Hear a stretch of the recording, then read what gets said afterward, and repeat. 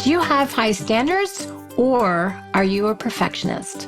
Here's a new way of thinking about it so that you can do better for yourself, your team, and your clients. Hi, Shannon Waller here, and welcome to Team Success. I was talking with two very valued clients today, Jen and Karen, and we were talking about the gap and the gain, and we were talking about perfectionism. And I said there's a big difference between having high standards and perfectionism. I'm like, oh, that would be a really good podcast topic. So here we go. So it's really interesting. If you think about yourself, how do you approach things? Do you have high standards? Or if I asked if you're a perfectionist, would you raise your hand? I ask this question fairly often, and so many hands go up. And especially people, if you know your profiles, who have initiating fact finders, so 7, 8, or 9, maybe even 10, someone who is motivated by being perfect, correct, and right, then perfectionism is kind of a thing. You can smell it, you can taste it, you can almost touch it, but it's kind of elusive. And it's interesting because I realize I have high standards. I am picky and I am particular, and I am not afraid to say that, admit it, and I do not apologize for it. But I do not feel like I'm a perfectionist. So I thought it'd be really fun to kind of unpack why that's true, the impact on you, on your team, on people with whom you work. It actually doesn't really matter what level of the organization you're at. If you're the entrepreneur, if you're a team leader, if you're a team member, if you hold people to perfectionistic standards, including your entrepreneur or team leader, if you're a team member, it has one impact. And if you simply have high standards, it has a different impact. So let's talk about that because I think it's really interesting. And again, in case you're wondering, high standards, good, perfectionism, bad. If I'm going to put a value judgment on it, that's what it is. So here's the deal. High standards really come from a place of confidence and clarity and care. They pull us forward towards better results, right? So it's really a growth mindset on this one. The difference is that perfectionism comes from fear of screwing up, fear of not being good enough.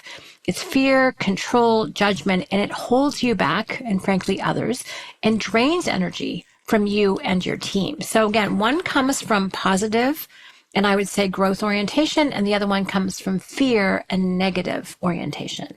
Now, is it impossible to all of a sudden change being a perfectionist? No, it will take some time, but it's incredibly liberating. And especially for success in entrepreneurial companies, I actually think it's essential because I see the downside of perfectionism a lot. I see it with entrepreneurs who hold their teams to, I would say, impossibly high standards, or ones that keep changing. It's like, oh, well, we did that last time. That's not good enough anymore. Now it's this. So it's a moving target that makes it not fun. Now, I'm all for increasing standards. Again, don't get me wrong, but there's a difference between it having to be perfect versus it having to be really, really, really good.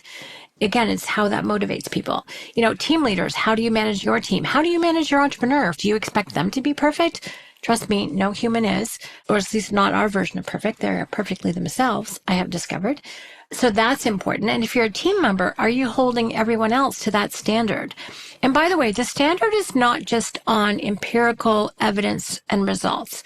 This can be in terms also communication, how someone shows up, how they handle stress, how they handle conflict.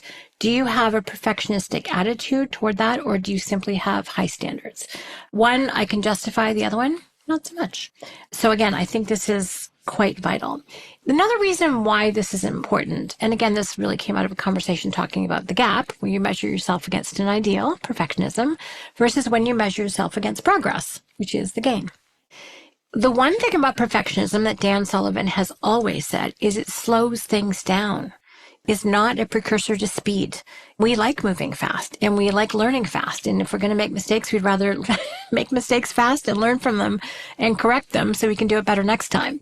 Perfectionism means you're going to stop, you're going to research, then you're going to question your findings, and then you're going to analyze it, then you're going to question your analysis. And then if you're like me with writing, you would write something and then you'd look at the next day and you're like, oh, this is terrible. And then you rewrite the whole thing. Then you're still uncertain. And then you put it on the corner of your desk thinking it's going to age well, like wine and cheese, which it does not. And then you bring it back. And then you're still uncertain. Then you make a few more tweaks. Then you put it back on the corner of your desk or your laptop. and it hasn't gone anywhere. It's still stuck with you. And this is actually the basis for one of our brilliant coach tools called the 80% approach. And there's a book for that. We'll link that in the show notes. But when you can just realize, oh, I'm going to do this to a high standard, but not perfect, then you pass it off. This is incredibly important for teamwork. And again, I want every organization to speed up. I actually coach a lot of teams on how to accelerate their speed. And a lot of it is getting rid of perfectionism. It's okay if you hand something to someone else and it's not perfect. What you need to say with that is, here's the first 80%, or here's my 80%. 80%, I'm going to be a little bit crude here, doesn't suck. It's okay. 80% is an A grade in school. I'm good with that. And the nice thing about when I pass it to someone and say, hey, here's my 80%.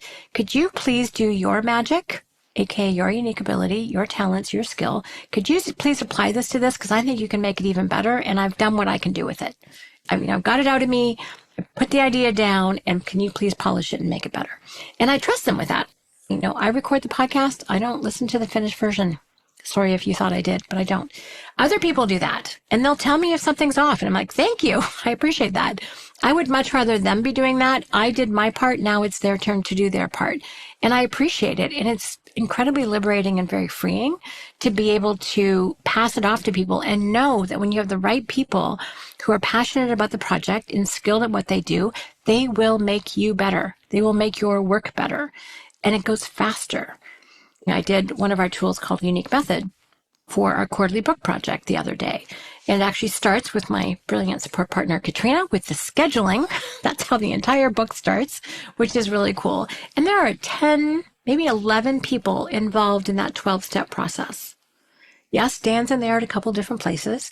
So are a lot of other team members. But we managed to pull off recording a book in usually well under 3 months. Sometimes we've done as little as 9, 10 weeks, which is kind of impressive if you ask me. So one book a quarter, and usually there's some gaps in there in terms of timings, whether weeks where we're on free days or traveling or what have you.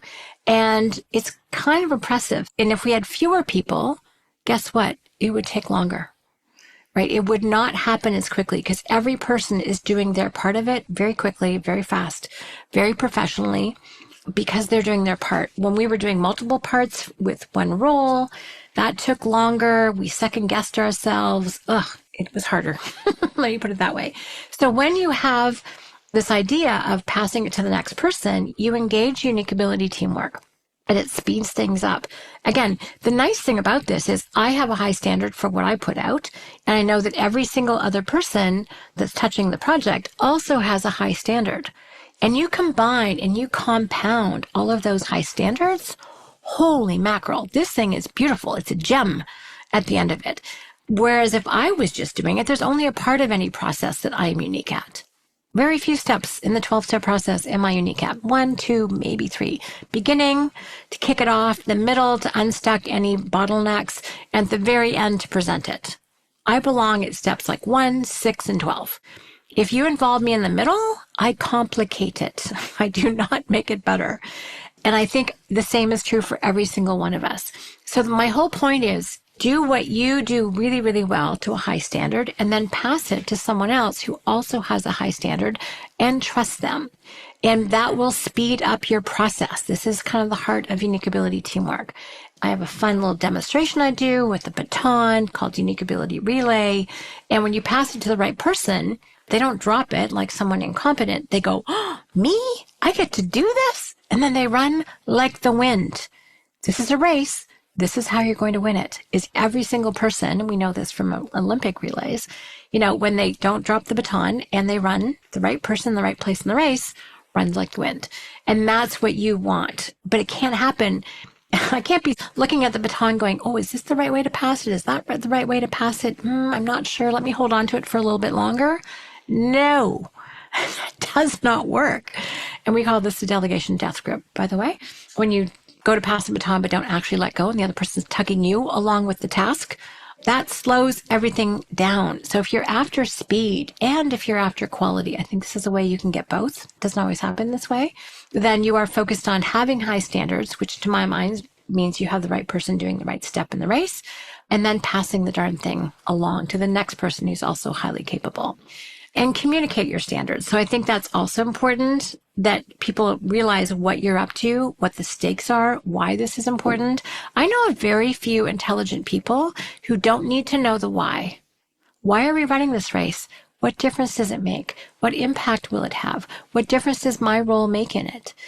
Take the time to set the context so people understand why their high quality work matters. Then you will get the high standards that you're after. If you're unclear about that or don't communicate, well, two things will happen. One is if you don't do it, the chances of you getting high quality work are 50-50.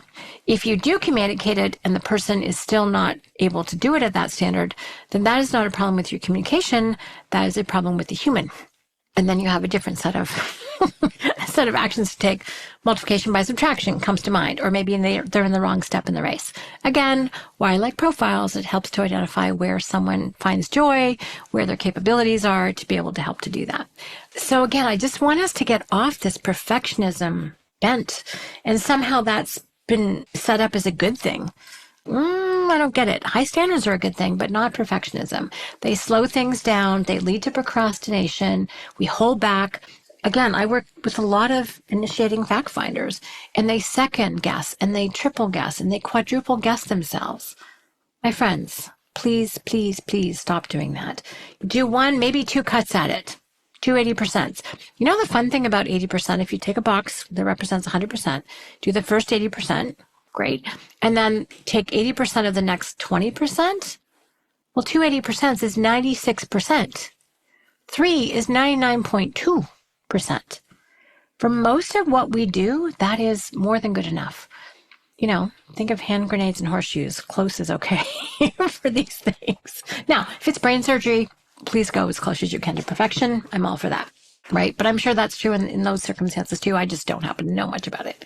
And that whole thing is just to really speed things up. Encourage yourself. You may have to become a recovering perfectionist. Please encourage your team to have high standards, but that you're not expecting perfection, which means you're not going to freak out at them if it's not perfect. Focus on growth, focus on confidence, focus on clarity, and say, oh, okay, didn't quite meet our standard this time. What can you do differently next time? That's our strategic coach tool, the Experience Transformer. And just keep learning from your experience. I see the result of this. Like, strategic coach is brilliant because we produce 500 plus workshops a year, way more than that in events as well. If you add them all up, it's probably at least 600. Our team is so amazing at setting up incredibly high quality events. There's so many conversations I don't have to have because people know exactly what it is that they're doing. And they also problem solve on the fly really quickly because they know the standard. And they know that I know that they'll do whatever it takes to deliver on that standard. I don't have to know how they got there, right? They'll fix the processes. They'll update things. They'll make it better every single time. Delivering a first-class experience is one of our core values, and our whole team is aligned on that, and they do a brilliant, brilliant job. And you as a client, if you happen to come in, will experience that too. I love every second of that. I love being part of an organization that has such high standards like I do. That pulls me forward, and it pulls other people forward. This is a team of 8 players. There's no slackers on this one. That does not last very long at Coach, which I really appreciate. But it's not a punitive environment. It's not expecting perfection. It allows for learning. It allows for growth. It allows for new innovations. Most of the time they work. Occasionally they don't. Okay, next. We just don't worry about it, which to me is very liberating and leaves space and leaves room for creativity and leaves room for teamwork, as I was talking about. So just want you to look at your own mindset. And again, if you have a perfectionistic mindset, I'm going to suggest that you inherited it from somebody. Could have been a teacher, could have been a parent. Maybe you came in with it factory installed. I don't know. But take a look and say, can I create a little bit of space? And can I simply acknowledge that I have high standards, but things don't always have to be perfect? For example, going back to the time thing, you could spend 2 hours to get something to at least 80%, maybe 1, maybe 2, but then it may take another 20 hours to get to perfection. Are those 20 extra hours worth it? Are you getting paid enough for that? Pretty much going to guarantee no. Again, cutting diamonds, sure, maybe you'll get paid enough for that quality. But most of us are not doing that. Couple 80% are more than fine. And so you really have to examine 2 hours, maybe even 20 minutes more than that is enough to get it to be really, really good, certainly enough to pass it along to the next person. But that extra 20 hours of investment will actually not pay off. Now, before I cause anyone any stress, if you have that, you're like, okay, Shannon, I can wrap my head around this for most of the things, but there are a few things where I want to be able to go to town. Great. Pick those few things, hang out with your other perfectionistic friends and just go nuts, nerd out on those things. I'm all for that too. Geek out on it. But just know that you're letting yourself loose in one, maybe two areas. And this might be a personal hobby of some kind. And just know when you get back to practical reality that having high standards is enough. In fact, it's usually more than enough. So just want to leave you with that thought. Again, high standards, good. Perfectionism, not so much. Thank you so much for listening. If you have any questions or comments, please let me know at questions@strategiccoach.com. And as always, here's to your team success.